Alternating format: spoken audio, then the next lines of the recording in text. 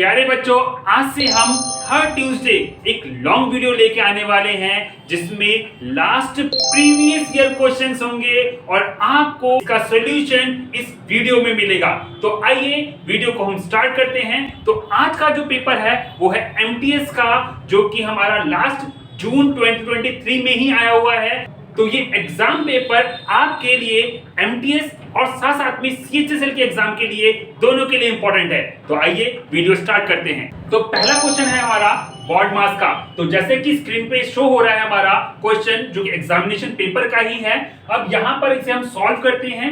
ये question baud मास का MTS के पेपर में लगभग 1 या 2 क्वेश्चन हमेशा ही आता है। तो पहले बेसिक कॉन्सेप्ट को समझते हैं। बॉड मास होता क्या है? तो बॉड मास जो होता है हमारा, इसकी फुल फॉर्म होती है B फॉर होता है ब्रैकेट। पहले हमें सबसे पहले ब्रैकेट को सॉल्व करना होता है और ब्रैकेट भी 3 टाइप्स के होते हैं, जिसमें हम सबसे पहले हमें इसको सॉल्व करना होता है, फिर इसके बाद कर्लीव्स को एंड देन फिर लास्ट में इसको सॉल्व करना होता है। अगर हम बात करें O, तो O होता है ऑफ, जिसे हिंदी में का लिखते हैं। And third one is divide, फिर मल्टीप्लाई, फिर एडिशन एंड देन सबट्रैक्शन। तो इसे सॉल्व करते हैं। तो अगर हम यहाँ देखें तो 3 अलग अलग फेस है। एक फेस हमारा ये है, एक फेस ये है और एक फेस ये है। तो हम इसे 3 पार्ट में डिवाइड कर देते हैं पूरा। हम पहले इसे सॉल्व करते हैं, इसका आंसर यहाँ लिखते हैं, फिर इसको सॉल्व करते हैं, इसका आंसर यहाँ लिखते हैं। तो यहाँ पे जैसे कि मल्टीप्लाई पहले होगा, बाद में प्लस होगा, तो ये बॉड मास कहता है। माइनस से माइनस कैंसिल, 8 चौक 32 प्लस 5, ये हो गया हमारा 37। अगर हम इसको सॉल्व करें तो 16 माइनस 11 में से 3 गया 8, ये हो गया 8। तो ओवरऑल हमारा जो आंसर आया वो क्या क्या हुआ देखो, 84 माइनस माइनस प्लस 8 इंटू में इस पूरे को सॉल्व करके 8 आया, प्लस इस पूरे को सॉल्व करके 37 आया। अब अगेन बॉड मास का रूल लगेगा हमारा, 84 8 8 64 प्लस 37।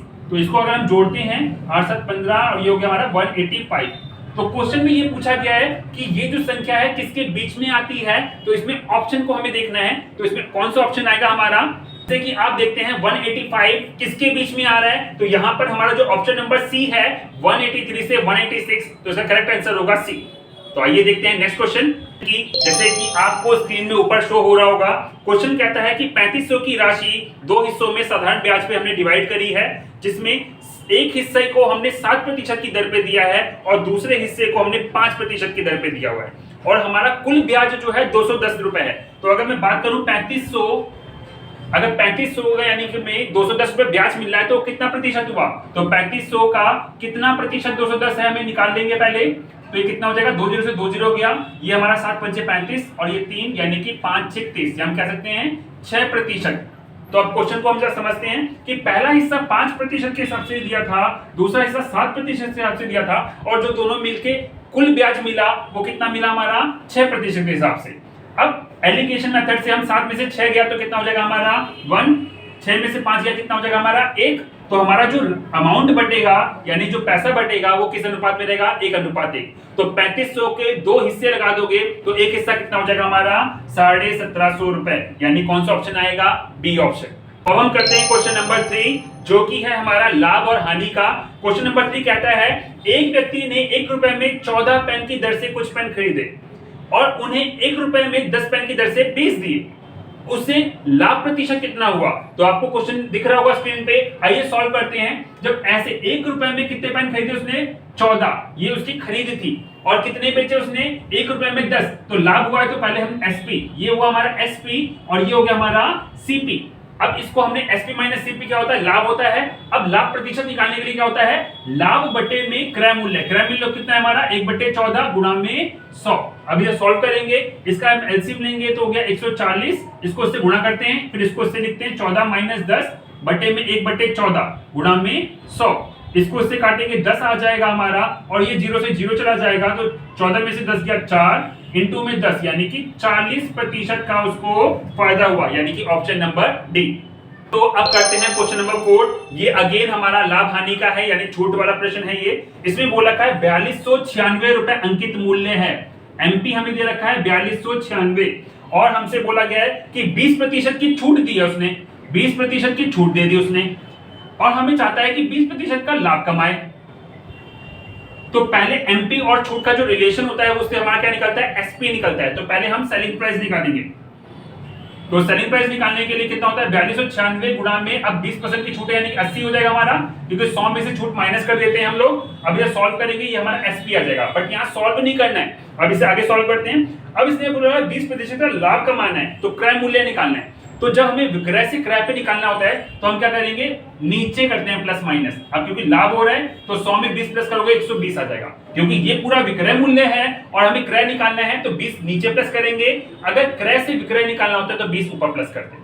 अब इसे सॉल्व करेंगे, 100 से 100 गया, 0 से 0 गया, 4 3 12, 4 दूनी 8, इसे काट देंगे 3 एकम 3, 3 चौक 12, 3 3 9, 3 दूनी 6। तो आंसर कितना हो जाएगा हमारा 2864, जो कि हमारा है सी ऑप्शन। तो क्वेश्चन नंबर 5 जैसे कि आपकी स्क्रीन पे भी शो हो रहा होगा, यदि मोहन अपनी सामान्य चाल की 60% चाल से यात्रा करता है, क्योंकि समय और चाल वाला क्वेश्चन बहुत आता है, वो सीएचएसएल और एमटीएस दोनों के लिए इंपॉर्टेंट है। इसने बोला है कि सामान्य चाल से 60% की चाल से चलता है, यानी पहले 100 की अगर स्पीड से चलता होगा तो अब 60 की स्पीड से चल रहा है वो, तो ये हमारा स्पीड का रेशियो हो गया। अब हमसे बोला है 10 मिनट देरी से पहुंचेगा, तो हम टाइम का रेशियो निकाल लें। स्पीड का रेशियो और टाइम का रेशियो एक दूसरे के उल्टे होते हैं, तो 0 से 0 काट दिया, 2 3 6, 2 5 10, यानी टाइम का रेशियो कितना आ गया 3:5। अब क्या बोलता है आगे कि वो 10 मिनट देरी से पहुंचता है। 10 मिनट देरी से पहुंचता है मतलब कि इन दोनों का जो अंतर है वो 10 मिनट का हो गया, तो यानी 2 यूनिट की वैल्यू कितनी हो गई हमारी 10, तो 1 यूनिट की वैल्यू कितनी आ जाएगी हमारी 5। अब इसने बोला है सामान्य समय, सामान्य वाला कौन सा था पहले वाला, इसको 5 से गुणा कर देंगे, क्योंकि 1 यूनिट की वैल्यू 5 है, तो 3 यूनिट की वैल्यू कितनी हो जाएगी हमारी 15। तो आंसर क्या आ जाएगा हमारा डी 15 मिनट। तो अब हम करते हैं क्वेश्चन नंबर 6 जो कि है समय और कार्य का। ए बी से दुगना कुशल है, यानी ए जो है वो ज्यादा कुशल है बी से, तो हम ए को 2 और बी की वैल्यू 1, एफिशिएंसी हमें दे रखी है। ए किसी कार्य को बी की तुलना में 20 दिन कम में पूरा कर सकता है, यानी कि ए जो है अगर बी को हम मान लेते हैं कि वो x दिन ले रहा है, तो ए कितने दिन लेगा हमारा, उससे 20 दिन कम लेगा। तो हम कह सकते हैं कि ए का काम m1 d1 is equal to में b का काम m2 d2। तो यहां पे हम a की वैल्यू एफिशिएंसी कितनी है हमारी 2 और b की कितनी है 1, तो इसे हम सॉल्व करेंगे तो 2x - 40 और x, ये हो गया 2x - x is equal to में 40, तो x का मान कितना आ जाएगा हमारा 40। अब x का मान 40 आ चुका है, यानी वो कुल काम जो हमें खत्म हो रहा है वो कितने दिन में हो रहा है 40 दिन में। अगर दोनों मिलके काम करें तो कितने हो गई एफिशिएंसी 3 हो गई ना, तो 40 काम को दोनों मिलकर करेंगे तो कितने दिन में कर देंगे 40/3 दिन में, यानी कौन सा ऑप्शन आएगा सेकंड ऑप्शन। तो अब बात करते हैं क्वेश्चन नंबर 7 की, जो अगेन बोर्ड मास से आ गया। तो मैंने पहले ही बताया था कि एमटीएस के एग्जाम में बोर्ड मास के 2-3 क्वेश्चंस आते हैं, तो आप यहां देख भी रहे हैं कि बोर्ड मास का एक और क्वेश्चन है 49/8, यहाँ पे मल्टीप्लाई फिर डिवाइड फिर मल्टीप्लाई। तो बहुत सिंपल सा क्वेश्चन है, हमें कुछ नहीं करना है, जहां पे भी डिवाइड दिख रहा है ना हमें वहां पर हमें मल्टीप्लाई बनाना होता है और उसको उल्टा कर देना होता है। बस ध्यान रखिए कि डिवाइड के बाद वाला उल्टा होगा, पहले वाला नहीं। अब इसको मल्टीप्लाई करा 12/4, तो अब इसे हम सॉल्व करते हैं। तो यहाँ सॉल्व करने के बाद हमारा 8 एकम 8, 8 दूनी 16, 3 चौक 12, 4 से 4 गया 39 दूनी, और ये कट के हमारा क्या आंसर आ जाएगा, ऊपर क्या बचा हुआ है 2, तो कौन सा ऑप्शन हो जाएगा हमारा बी ऑप्शन यानी कि 2। तो अगला क्वेश्चन है हमारा क्वेश्चन नंबर 8 यानी कि औसत का है। बहुत ही आसान है, औसत का जब भी क्वेश्चन आ जाए तो पहले ही NAT वाला फॉर्मूला यूज करेंगे। N मतलब नंबर, A मतलब औसत और T मतलब कुल। इसने बोला 15 परिणामों का औसत 52 है, तो इसे हम मल्टीप्लाई करेंगे 15 दूनी 30, 15 पचे 75, 75 और ये 3 78, 780 आ गया हमारा। 8, इसमें पहले जो 8 हैं, जो पहले 8 हैं उनका औसत 56 है, और जो बाद के 8 हैं उनका औसत कितना है 55 है। तो इसको इससे गुणा करते हैं, 8 छंग 48, 4 हासिल आ गया यानी कि 44। अब 8 पंचे 40 और ये 440। अगर हम इनको दोनों को जोड़ दें तो ये कितना हो जाएगा हमारा 888। तो यहाँ पर ये जो आया है ये 16 संख्याओं का औसत आया है, कुल आया है हमारा। बट हमें निकालना क्या है 8वां परिणाम। तो जो हमारा देखो एक्चुअल में कितनी संख्या थी 15, यहाँ आया टोटल 16, यानी हमने एक संख्या को 2 बार गिना है। यहाँ पर वो जो 2 बार गिना है ना वो 8वीं संख्या थी, और उसी को पूछा है क्या करोगे, इसको इससे माइनस कर देंगे, यानी 780 माइनस कर देंगे 801। तो हमारा आंसर आ रहा है ए ऑप्शन यानी कि 108। तो जैसा आपको स्क्रीन पे दिख रहा होगा कि ये क्वेश्चन हमारा ग्राफ का है, और ये सबसे इजीएस्ट क्वेश्चन था जिसको हमें सिर्फ देखने से ही आंसर को टिक लगाना था। तो आप यहाँ पे ग्राफ में देख रहे होगे कि यहाँ पे हमें जो डाटा दे रखा है लड्डू का, गुलाब जामुन का, रसमलाई का और शिवखंड का, आया ना मुंह में पानी। तो बिल्कुल सबके मन में आया होगा पानी। यहाँ पे हमें बताना है कि किस मिठाई की सर्वाधिक बिक्री थी। तो यहाँ पे ग्राफ सबसे ऊंचा किसका है हमारा, रसमलाई का, और ऑप्शन कौन सा है वो डी, यानी कि इसका आंसर क्या होगा हमारा रसमलाई डी। तो अब बात करते हैं क्वेश्चन नंबर 10 की, जो कि है हमारा साधारण ब्याज का, जिसमें बोला गया है कि एक व्यक्ति द्वारा 8500 जो मूलधन हमें दे रखा है, ये पी है हमारा, और टाइम दे रखा है 10 वर्ष, और हमें बोला है साधारण ब्याज जो है वो मूलधन का 180% है। क्लियर है? तो वार्षिक ब्याज दर क्या होगी? तो दोस्तों यहां पर अगर हम देखें तो आई का फॉर्मूला क्या होता है, PRT, यानी कि आई अगर हम बोलें कि P गुणा में 180 है, P हमारा P रख देते हैं, दर हमें निकालनी है, और T कितना है 10 वर्ष होता है।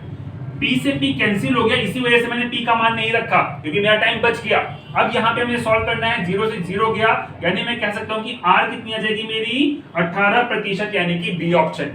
दोस्तों जैसे कि आपको स्क्रीन में दिख रहा होगा क्वेश्चन नंबर 11, जो कि एक नंबर सिस्टम का है। यहाँ पर हमसे पूछा गया है कि वह सबसे छोटी पूर्ण वर्ग संख्या कौन सी है जो 8 और 12 से पूरी तरह से विभाजित हो। तो यहाँ 8 और 12, यहाँ पे हम एलसीएम लेंगे। तो दोस्तों ध्यान रखो कि जब भी हमें पूर्ण वर्ग का क्वेश्चन आता है तो एलसीएम जब भी लोगे तो छोटी से छोटी संख्या से लेना।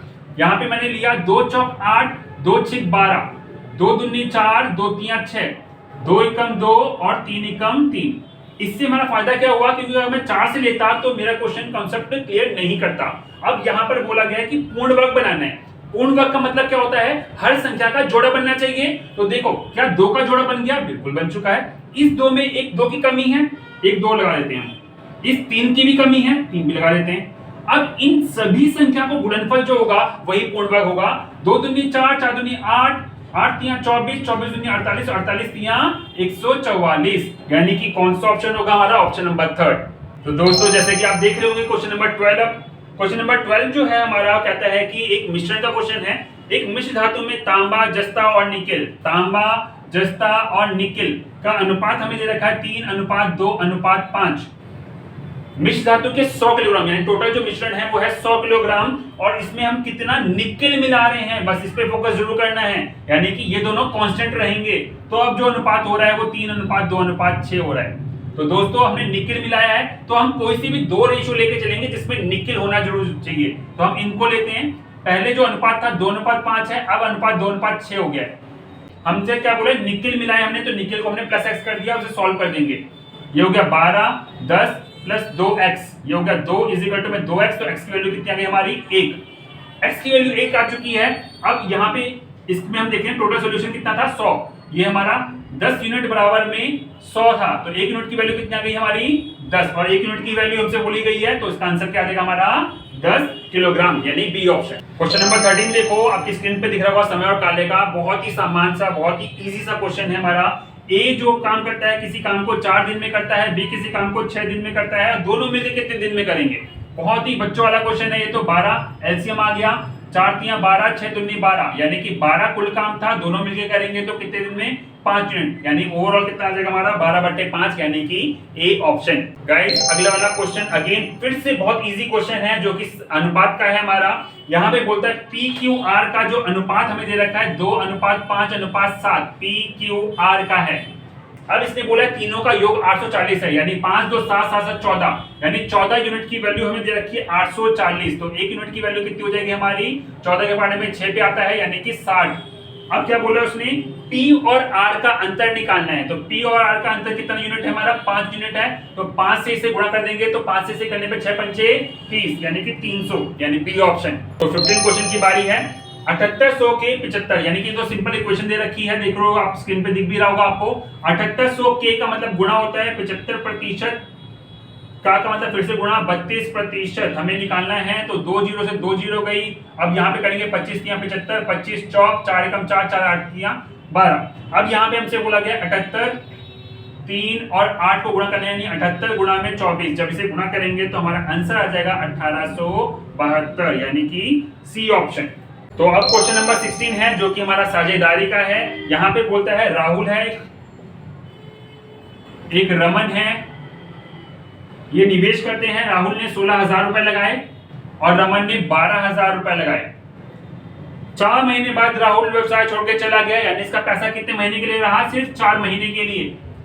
अब ये तो चला गया, बात आई मोहन एक नया बंदा आ गया इसमें इन्वेस्टमेंट के लिए और उसने 20,000 रुपए लगाए। अब ये बताओ, क्योंकि रमन तो स्टार्टिंग से लगा था और लास्ट तक लगा, तो इसका टाइम रहा वो 12 महीने रहा और मोहन ने 4 महीने बाद एंट्री ली है, तो मतलब इसके बचे जो महीने होंगे वो कितने होंगे, 8 महीने। जिस अनुपात में निवेश किया है उसी अनुपात में लाभ भी बढ़ता है। तो यहाँ पे हमसे कुल लाभ जो दे रखा है वो 46,000 है। तो बांटते हैं, पहले इसका रेशियो निकालते हैं, 3 0 3 0 3 0 काट देते हैं, 4 चौक 16, 4 तिया 12, 4 पंचे 20 और कट जाएगा, 4 एकम 4, 4 तिया 12, 4 दूनी 8। अब कुछ नहीं कट रहा तो ये होगा 4, 3 तिया 9 और 5 दूनी 10। तो हमारा ये रेशियो रहेगा। हमसे बोला है मोहन का हिस्सा निकालना है, तो जिसका हिस्सा निकालना है उसको ऊपर रखो, अपॉन में टोटल कितना हो गया हमारा ये 23 और कितना लाभ है हमारा 46,000 रुपए। तो ये मोहन का आ जाएगा हिस्सा, 23 दूनी 46, यानी आंसर जो होगा वो क्या होगा 20,000 हो जाएगा, यानी ऑप्शन नंबर सी। तो बात करते हैं क्वेश्चन नंबर 18 की, जिसमें बोला गया है कि एक गोलाकार गेंद की त्रिज्या यानी r की वैल्यू 1.1 सेंटीमीटर है और इसका पृष्ठीय क्षेत्रफल निकालना है। तो क्या होता है 4 पाई r स्क्वायर, ये हमारा पृष्ठीय क्षेत्रफल होता है। तो 4 पाई 22/7 और r हमारा 1.1 इंटू 1.1, इसको काटा 0 नीचे, 1 को काटा 0 नीचे। अब ये कट जाएगा हमारा, बिल्कुल कटेगा 2 के पाटे से, ये कट जाएगा 2 दूनी 4, 2 पंचे 10। तो अब ओवरऑल हमारा है 2 1331, 7 पंचे 35 और 35 पंचे कितना हो जाएगा हमारा, 5 पंचे 25, 5 15 और 16, 175 सॉरी। अब इसे सॉल्व करेंगे तो हमारा जो ओवरऑल एरिया आएगा वो कितना आ जाएगा हमारा 15.2 सेंटीमीटर स्क्वायर, यानी कि ए ऑप्शन। अगला क्वेश्चन, क्वेश्चन नंबर 19 हमारा बोल रहा है कि एक ठोस अर्धगोला, अगेन मेंसुरेशन का क्वेश्चन है, एक ठोस अर्धगोले का अगोलीय भाग का क्षेत्रफल, अगोलीय भाग कौन सा होता है हमारा, यानी कि पाई r स्क्वायर। नीचे गोल होता है बट ऊपर वाला अगोलीय बोला जाता है उसे। तो यहाँ पे कंफ्यूज किया गया है, जो कि हमें दे रखा है 1560। अब इसने बोला अर्धगोले का कुल पृष्ठीय क्षेत्रफल निकालना है। तो अर्धगोले का कुल पृष्ठीय क्षेत्रफल कितना होता है हमारा 3 पाई r स्क्वायर, ठीक है। तो अब यहाँ पे हमें पाई r स्क्वायर की वैल्यू दे रखी है, तो इसे 3 से गुणा कर देते हैं, बस सिंपल हमारा आंसर हो जाएगा। तो ये हमारा हो जाएगा 15 यानी कि 4080 सेंटीमीटर स्क्वायर, सॉरी मीटर है तो मीटर स्क्वायर। बहुत सिंपल सा क्वेश्चन था। तो देखते हैं क्वेश्चन नंबर 20, जो कि लास्ट क्वेश्चन है आज की क्लास का। यहाँ पे हमें ग्राफ के ऊपर दे रखा है, इसने बोला है 6 वस्तु का अंकित मूल्य और विक्रय मूल्य का डाटा गिवन है। तो यहाँ पे आप देख रहे होंगे कि J1 और J2 दो नाम दे रखे हैं। J1 जो है वो क्या है हमारा, वो A1 A2 A3 का बट्टे का औसत मूल्य है। तो यहाँ बट्टे का बट्टा हम कैसे निकालेंगे, यहाँ अंकित मूल्य दे रखा है A1 का, यानी 650 माइनस 550, ये A1 हो जाएगा। A2 का हो जाएगा 500 माइनस 350, A3 हो जाएगा 550 माइनस 400 और A4 हो जाएगा 350 माइनस 300। तो हम ये हमारा अंकित मूल्य में से जब हम विक्रय मूल्य माइनस करते हैं तो हमारा बट्टा आता है, तो वही बट्टा निकाल रहा हूं मैं, क्योंकि A1 A2 A3 A4 का औसत मूल्य बोला है उसने। इसमें से ये जाएगा 100 आ जाएगा, इसमें से ये जाएगा 150 आ जाएगा, इसमें से जाएगा तो ये भी 150 आ जाएगा और ये इसमें से जाएगा तो ये 50 आ जाएगा। तो ये हमारा ओवरऑल कितना हो गया 450 हो गया। बट इसने बोला है कि जो J1 है वो औसत मूल्य है, तो औसत मतलब कि कितनी संख्या है ये 4, यानी कि ये हमारा J1 की वैल्यू हो गई। आगे क्या बोलता है J2 बोलता है अंकित मूल्य और विक्रय मूल्य के बीच का अंतर। तो अब यहाँ पे हम A4 तक निकाल चुके हैं, तो इसका जो अगला जो अंतर होगा 750 माइनस 500 यानी कि 200 हो जाएगा और A6 कितना होगा 250 माइनस यानी कि 50। तो हम ये कह सकते हैं कि 450 पहले टोटल हो चुका था, अब 250 और ऐड कर देते हैं तो हमारा J2 आ जाएगा, जो कि कितना हो जाएगा हमारा, ये हो गया 250 और 450 और 250 हमने जोड़ेंगे तो हमारा हो जाएगा 700। तो हमसे बोला क्या गया है कि J2 और J1 की वैल्यू निकालनी है। तो J2 हमारा 700 था, J1 हमारा 450 अपॉन में 4 था। इसे हम सॉल्व करते हैं तो 7 चौक 28, 2800 माइनस 450 अपॉन में 4 यानी कि 2350 बटे में 4, तो कुछ जाएगा 4 पंचे 20, 4 अट्ठे 32, फिर 3 बचा, 7 4 28 यानी 58.7.5 आंसर आ गया, यानी कौन सा कह सकते हैं ऑप्शन नंबर। तो दोस्तों अगर आपको ये वीडियो अच्छी लगी हो तो प्लीज जल्दी से मेरे चैनल को सब्सक्राइब कीजिए और वीडियो को लाइक कीजिए और अपने दोस्तों में शेयर करना ना भूलें, ताकि आपको इस तरह की और नई वीडियोस जल्दी ही आपके पास पहुंचे।